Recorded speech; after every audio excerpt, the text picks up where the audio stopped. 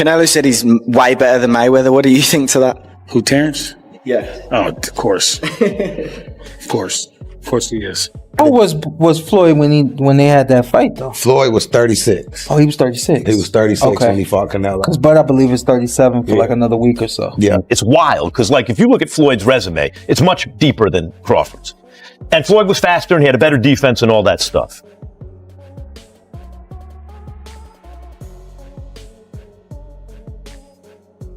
Unbelievable news. Floyd Mayweather and Terence Crawford are set to face off in the ring. Opinions among boxing experts are split, and some of the insights coming from legends and analysts will leave you stunned. Before we dive in, don't forget to hit the like button and subscribe. What you're about to hear could completely change how you view the sport. From Stephen A. Smith analyzing every move, to Oscar de la Hoya offering his perspective as a promoter, to Mayweather now dealing with a $1 million legal issue that has fans talking. This matchup goes far beyond just boxing. In recent years, it has become one of the most talked about and shocking events in the sport. Let's break it all down. Yeah, I'm definitely feeling that way, man. Go. Greatest of all time, man. You gotta give it to him. You gotta give it to him. You gotta give it to his coaches. Not just me, Saul Red, Bernie, Chet, nutritionists, everybody played a part. Canelo said he's way better than Mayweather. What do you think to that? Who, Terence? Yeah. Oh, of course. Of course. Of course he is. It all started with trainer Brunk McIntyre, known for speaking his mind without hesitation. Before speaking to Fight Hub TV, he made sure his point was crystal clear. Wearing a bright hat with a bold logo, McIntyre didn't skip a beat when asked if Crawford had already surpassed Floyd Mayweather. His answer was straightforward: Crawford is better, hands down. He highlighted Crawford's dominance across multiple weight classes, his ability to adapt strategies mid-fight, and the seamless coordination of his team. To McIntyre, this wasn't just about stats or titles. It was about taking on the best and winning at the highest level. He suggested that while Mayweather's success was remarkable, it came under different circumstances. One of his comments quickly sparked a heated debate online. If you can, compare and contrast the fight between yourself and Floyd Mayweather Jr. and tonight's bout with Terence "Bud" Crawford, if you can. No, I think Crawford is way better than Floyd Mayweather. Fans have been debating the comparisons for years, but hearing Crawford's own perspective gave the conversation a whole new dimension. When asked about it, his response surprised many for a different reason. After a majority decision win over Canelo Alvarez, a fight many considered the pinnacle of his career, Crawford had a chance to claim the GOAT label.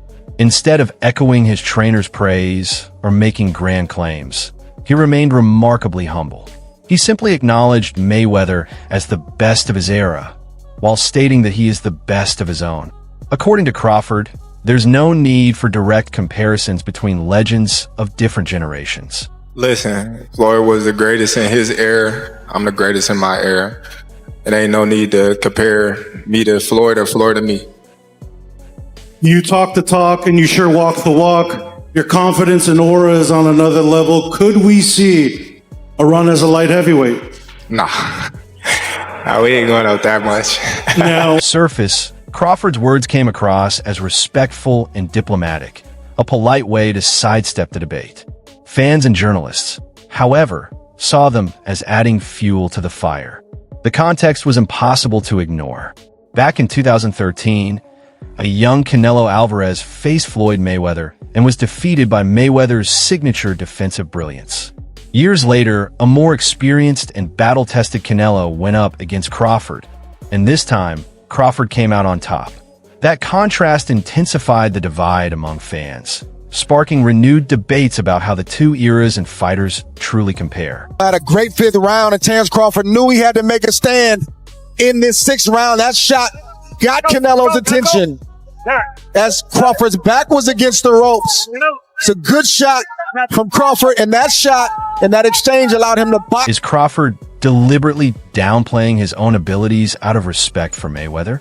Or was he subtly signaling that his victory over Canelo existed on a completely different level?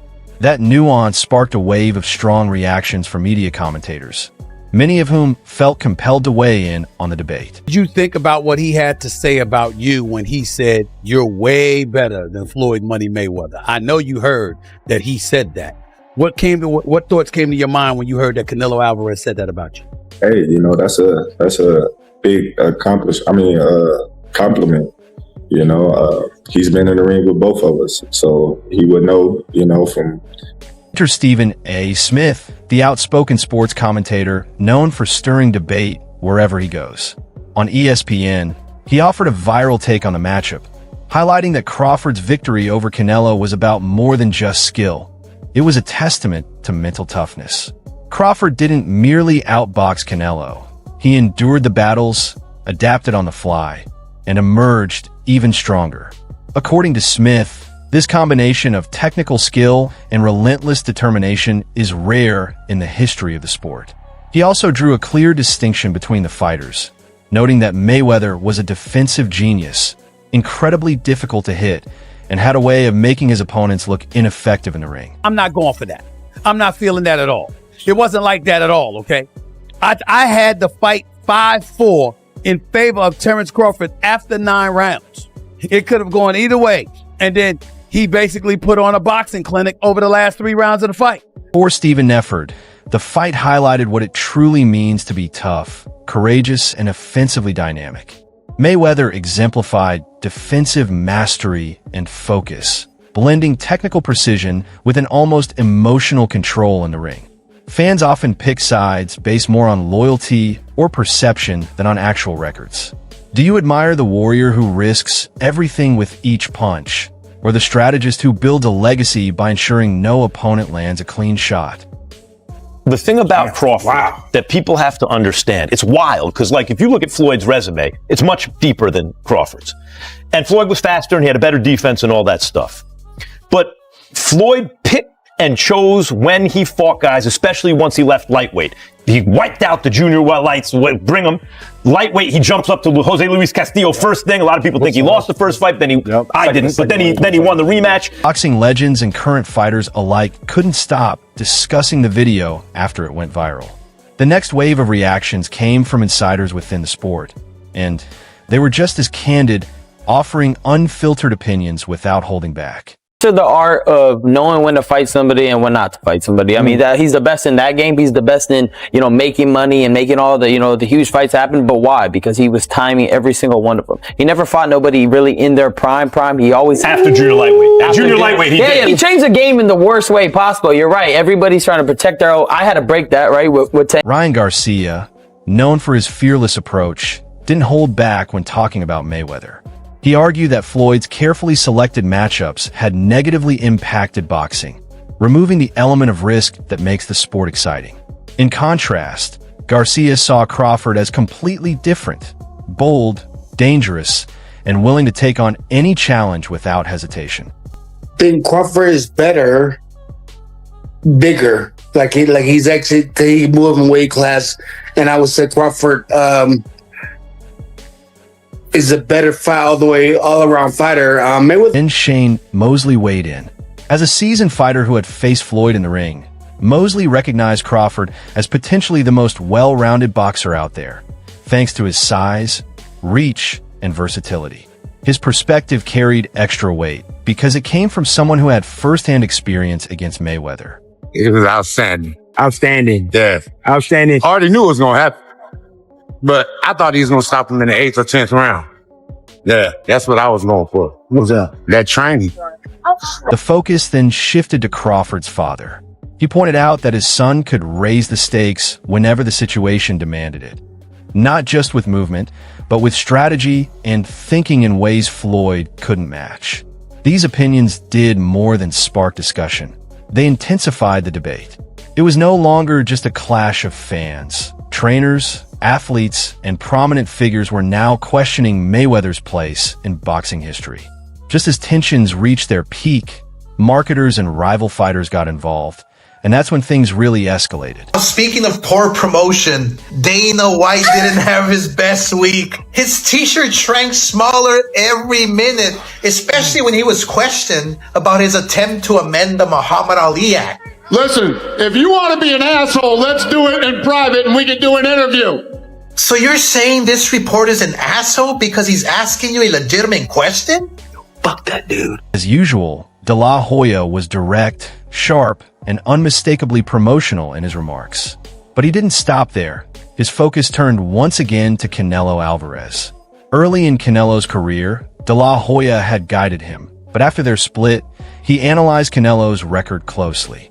He argued that many of Alvarez's fights were padded, matchups that looked impressive on paper but didn't carry much real significance. Because the Muhammad Ali Act protects fighters, and TKO needs it to change so they can fuck fighters over. Sorry, Uncle Fester, you can't muzzle the boxing media like you do in the UFC. That's all right. And after this debacle, he decided to skip the undercard and shows up in the beginning of the main event, where he's just watching the UFC on his phone the entire time. Oscar pointed out that only 3 opponents in Canelo's career truly mattered: Floyd Mayweather, Dimitri Bivol, and Terence Crawford.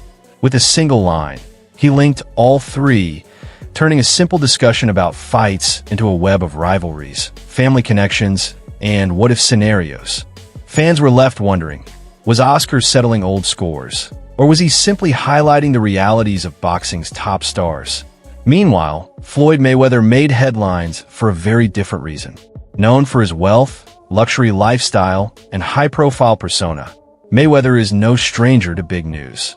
It makes me horny. Yeah, baby. To tell you I told you so. I told you. I predicted the Canelo Crawford fight like a goddamn fortune teller. You're the Oracle? Canelo's feet were cemented on the canvas as he was hitting air. What the fuck was that? Said this wasn't about flaunting wealth. It was a legal battle. Reports indicate that Mayweather is suing a Las Vegas dealership over a Maybach land outlet, one of the world's most extravagant cars, priced at $1.2 million. Floyd claimed the dealership overcharged him by nearly $500,000 and sold him a vehicle with undisclosed issues. Here's the twist. He had shared photos of the car on Instagram before the lawsuit, showcasing it as part of his massive collection. But those posts disappeared once the legal dispute became public. Fans started connecting the dots, speculating that Mayweather might have made a clever financial move. The lawsuit cast him in a new light, not just as an unbeatable fighter, but as a wealthy boxer navigating the same risky, high-stakes transactions as anyone else. But as you guys can see, look, want to make sure you close so you can get people to break down a little. Unfollow Nick. Nick, get the people to break down. One of 99 in the world, land delay. This has delivery miles on it. Looking at this situation, I've been compared to Sugar Ray Leonard in terms of skills. I truly believe I'm on that level, and I don't think he can match Roberto Duran at all. You can take that to the bank.